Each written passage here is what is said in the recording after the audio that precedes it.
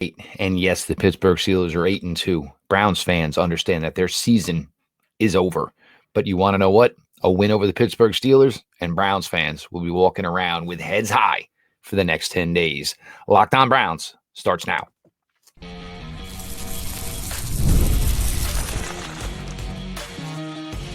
You are Locked On Browns, your daily Cleveland Browns podcast. Part of the Locked On Podcast Network, your team every day. Welcome back, my friends, to the show that never ends, your daily delivery of all things Dog Pound, LGB on the LOB, the Locked On Browns podcast, brought to you by the Locked On Podcast Network, your team every day. Your host, Jeff Lloyd. We appreciate you all for making the show your first listen every single day. Become an everydayer, be like an everydayer, subscribe to the Locked On Browns YouTube channel. Show is always available. It's always free wherever you get your podcasts. Today's episode is brought to you by Game Time. Download the Game Time app, create an account, and use code LOCKEDONNFL for $20 off your first purchase. They say with rivalry games, you throw the records out the window. I said it on the crossover. When I was a kid playing high school, Red Bank Catholic High School, the rivals were St. John Vianney, and they would tell us each and every year, if you only win one game, you better make sure you beat St. John Vianney. And I think that is a lot of how Browns fans feel. Look, they're not happy that this team is 2-8. They're downright aggravated, agitated, and PO'd, understandably so. I'm not saying it's going to make them forget about this team being 2-8, but a win on Thursday Night Football against the Pittsburgh Steelers and Cleveland Browns fans will at least feel better about themselves for the next 10 days. Now, this Pittsburgh Steelers team, they're a good team, and I mean the word team, trying truly to emphasize that. They throw it enough. They run it enough. The offensive line is young, but it's improving. They can get after the passer. They tackle well. They cover well. They are plus 11 in the turnover margin. This is a good and balanced football team. Much like Dan Orlovsky said earlier today, and I kind of agree with, I don't know what their potential is for a playoff run, especially in the AFC, where it's, Mahomes, Josh Allen, and these guys that can just carry teams on their backs. But the Steelers continuing to win and finding a way to create a bye for themselves would be huge, obviously. How can the Browns attack this Steelers defense? And keeping in mind, the Steelers do give up 4 yards per carry. They do. I'm not sure how much that matters, though, because this Browns team can't run the ball very well right now. The Steelers have given up more passing yards than they have accumulated. They're giving up over 230 passing yards a game. Luckily for the Browns, this is the one thing that is kind of working right now. Jameis, we've said it even before he started. He's going to throw you in. He's going to throw you out, but he's going to throw all day long. It's one thing Jameis Winston will consistently do. I think the thing that's kind of been certainly a little bit of a pleasant surprise, and everything else has kind of maybe overshadowed it. Negatives usually overshadow positives, right? But Jameis has everybody involved. Jerry Jeudy is involved. Cedric Tillman is involved. Elijah Moore is involved. David Njoku is involved. This certainly, makes your job as a quarterback easier, and certainly makes your job as a defense and a defensive play caller harder. There's nothing really to key on. Jameis is going to find who should be the open guy or the open guy, and that's where the ball is going to go. Yes, there's wildness at times. Certainly can overthrow a ball. Certainly, there's no question about that. But I think he has done a really, really good job in spreading it out and, making defenses, have a little bit tougher task trying to just figure out and read exactly what Jameis is going to do at the line of scrimmage. You have to wonder if the Browns can get any semblance of a run game going, especially on a short week. Now, I know they kind of pitch counted Nick Chubb on Sunday against the Saints. And let's be honest, let's just say that for a second. Nick Chubb, all he's going through, as late as he got back to the season, he's not missed a practice yet. and did not miss a practice on a short week from a Sunday to a Thursday night game. Nick Chubb is not a normal human being by any means whatsoever. Can they get some sort of running game going? Can they just kind of tire out the Steelers defense? Can they kind of keep the Steelers offense off the field and as spectators in time doing their own defense a favor and letting them come out as close to 100% as possible? That is one of the biggest keys in a Thursday night game by far. Is time of possession. It's huge because your defense is always a little bit more taxed, reactionary as opposed to, actionary defense versus offense. It's a very, very, difficult thing. No. So can you find a way to get 120, 130 yards on the ground? And I'm not talking about an aided number where maybe you got a 45, a 50-yard carry, although we haven't seen that. But this is going to be key. I really think, Cedric Tillman and Jerry Jeudy are key in this. Young Joey Porter Jr. is a really, really nice developing cornerback. We know all about the overall secondary for the Pittsburgh Steelers. Bunch of good playmakers. Really, really have a nose for the ball, which certainly scares you for, a game like this with Jameis. The turnovers are, something that just happens to Jameis, and it's something that comes with Jameis. And certainly in a game where the weather is not going to be that great, and you figure the game will probably be somewhat low scoring, any turnover could be paramount in shifting the momentum and the ultimate, decision as to which way this game goes for the Browns, either a win or a loss. You do worry if you're Cleveland. Look, I don't know how much faith I've got in Dustin Hopkins at all if I am Cleveland. And look, I'm 2-8. I'm facing an 8-2 Pittsburgh Steelers team. I'm backed in the corner. I might as well throw every punch I got. So I don't even know where I'm at with Dustin Hopkins. Am I just going to continue to go for it because I don't have any faith in my kicker? This guy just missed 3 kicks last week in a dome. It's going to be cold, snowy, rainy in Cleveland on Thursday Night Football. And all of a sudden, I'm supposed to think that my kicker, that couldn't be close to accurate just 4 days ago in a domed environment in New Orleans, all of a sudden is going to get right in nasty conditions in Northeast Ohio in a night game. I'm not sure. I like Jameis to throw the ball around a good amount tonight for the Browns to have a chance. There can't be any Jameis Winston turnovers. I know the Browns have been losing the turnover battle. I know Pittsburgh normally wins the turnover battle. If the Browns have a puncher's chance in hell tonight, they're going to have to win the turnover battle. Steelers offense is balanced, and we're going to discuss that now as your latest Locked On Browns continues.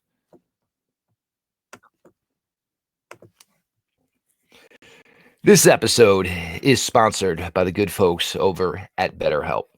We're getting to that point, where, Thanksgiving a week away, you start to get in your feels and, understand and what you're excited and what you're thankful about.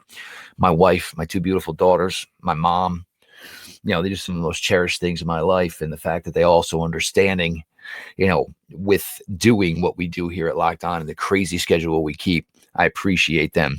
This month is all about gratitude. And along with the person or persons I just shouted out, there's another person we don't get to thank enough, ourselves. It's sometimes hard to remind ourselves that we are trying our best to make sense of everything. And in this crazy world, it's not easy. Here's a reminder to send some thanks to people in your life, certainly including yourself. In order to be the best version of yourself, you've got to understand that you are a work in progress. And that's why you should probably think about or trying therapy. And you should give BetterHelp a try. It's entirely online, designed to be convenient, flexible, and suited to your schedule. Just fill out a brief questionnaire to get matched with a licensed therapist. You can switch therapists at any time for no additional charge if it's just not working out. Let the gratitude flow with BetterHelp. Visit BetterHelp.com/lockedon today to get 10% off your first month. That's BetterHelp, HELP.com/lockedon. You guys see the electricity. Every Cavs game, home or away, we're talking about a 15-1 ball club. If you want to get into an NBA game, I suggest you try to get into it right now. And the place I would try to do it with is Game Time. Game Time Picks filters out all the fluff to show you only incredible deals on great seats. So you don't have to waste time searching through thousands and thousands of tickets. The Game Time Picks curation makes it easier to save more on sports, concerts, comedy, theater, and more. You've got the lowest price guarantee on Game Time, or they will credit you 110% of the difference. Your Game Time ticket coverage, your purchase is covered with the most flexible customer service policy in the ticketing industry. Take the guesswork out of buying tickets with Game Time Picks. Download the Game Time app, create an account, and use code LOCKEDONNFL for $20 off your first purchase. Terms apply. Again, create an account and redeem code LOCKEDONNFL for $20 off. Download Game Time today. What time is it? Game Time.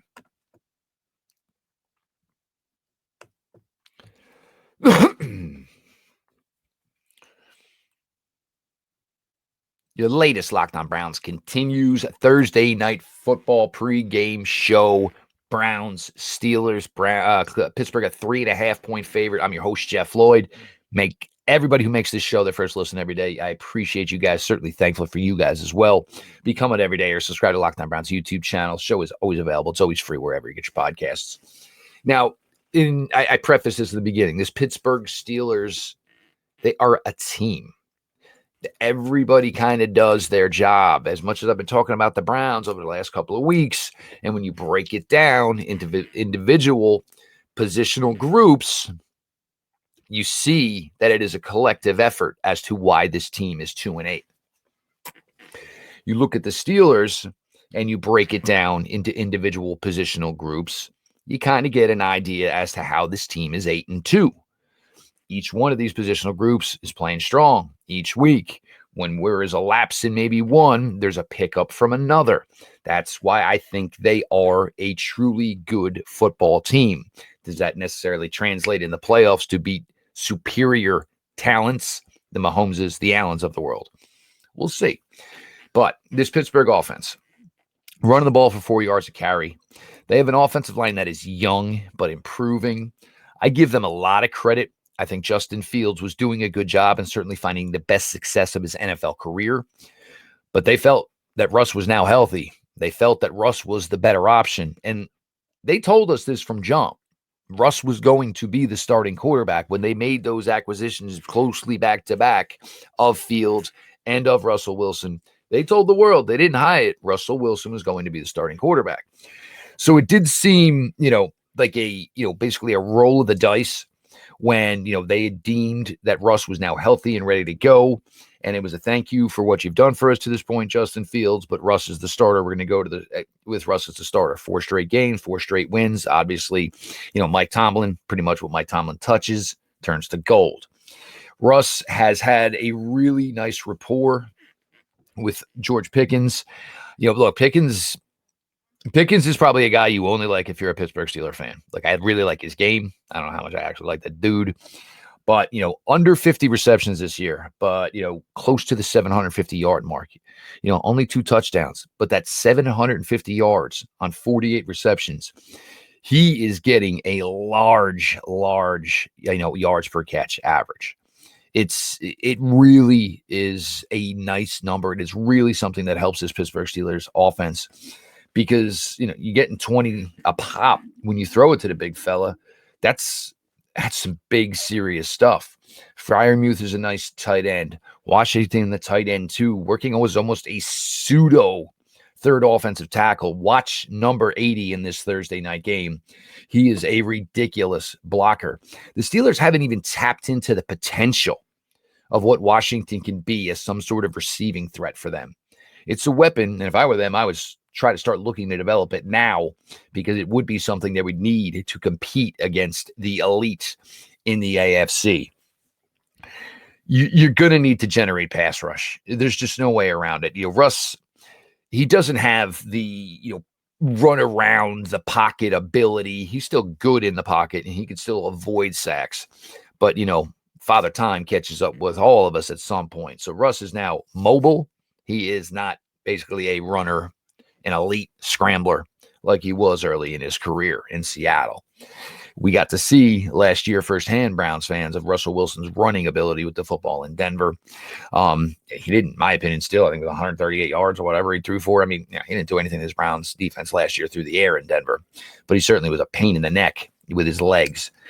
Najee Harris, and obviously Najee Harris in a free agent season, over 700 yards, over 4 yards per carry, or right at 4 yards per carry. And he just, he's a banger.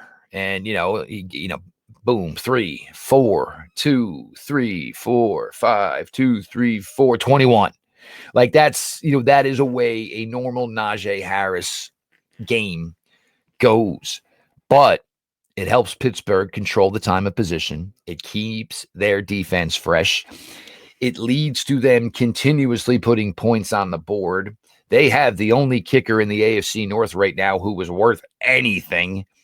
I think Boswell's 29 of 30 on the season, a true weapon, very similar to what the Browns had last year, and a good Dustin Hopkins. I don't know who this Dustin Hopkins is they have now. Maybe it's like an evil twin. I'm not even sure.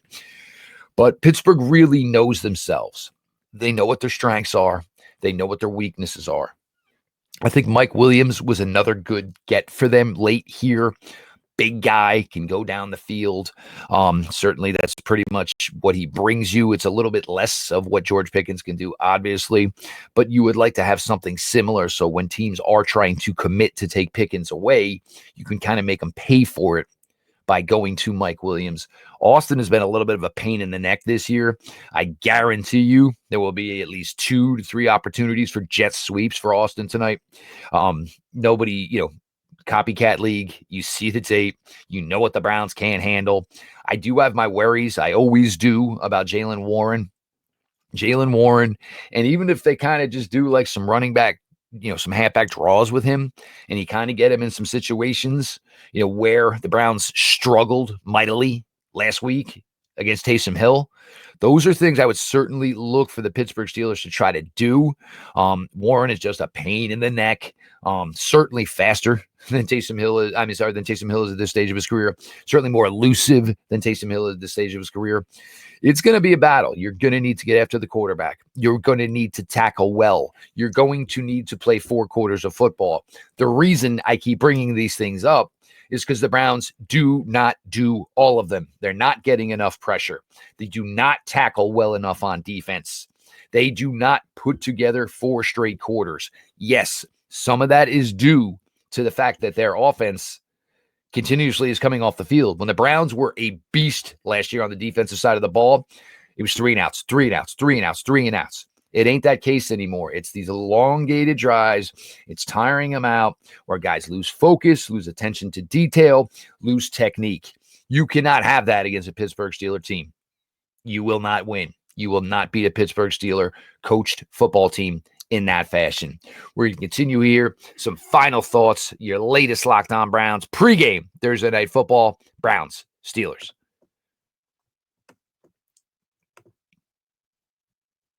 Get ready to tackle the NFL action with FanDuel, America's #1 sportsbook. Because right now, new customers can bet $5 and get $150 in bonus bets if you win. The FanDuel Sportsbook app gives you everything you need to place live bets on the NFL all in one place. So when you get a hunch in the middle of the game, you can check out the latest stats, view live play-by-play, and so much more on the same page where you place your bets. Just visit FanDuel.com to join today. You'll get started with $150 in bonus bets if you win your first $5 bet. That's FanDuel.com. Never waste a hunch and make every moment more with FanDuel, an official sportsbook partner of the NFL.